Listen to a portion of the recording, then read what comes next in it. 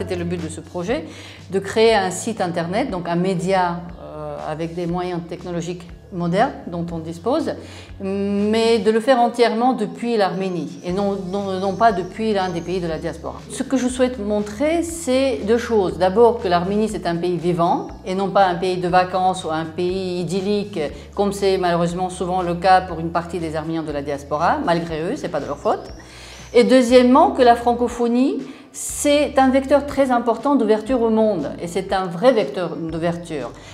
Quand on parle de la francophonie économique ou de la francophonie en tant que vecteur d'échange, eh bien c'est tout à fait vrai pour l'Arménie et le site en parle au quotidien. Il montre que effectivement la francophonie en Arménie c'est une réalité, on vit dedans et tous les jours sur le site on peut trouver des articles, des reportages, des photos qui prouvent que effectivement c'est pas une journée par an, c'est pas le 20 mars qui est la francophonie, mais c'est vraiment tous les jours. Et voilà, le site parle de ça, il est créé pour ça. Je pense que le pacte linguistique est un engagement fort pour l'Arménie.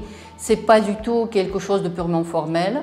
C'est vécu ici comme un engagement qui est suivi et à la fois grâce à des réunions, on a quand même des mises à jour de ce qui est fait et ce qui n'est pas fait. D'ailleurs, le site Le Courrier d'Erevan fait partie des engagements du pacte linguistique, un média en langue française. Et aussi, je pense que on se sent responsable. Je vois à toutes les instances, à tous les niveaux, à la fois au niveau des étudiants et à la fois au niveau des ministères, que les gens se sentent responsables en ayant signé cet engagement. Ça, on le voit.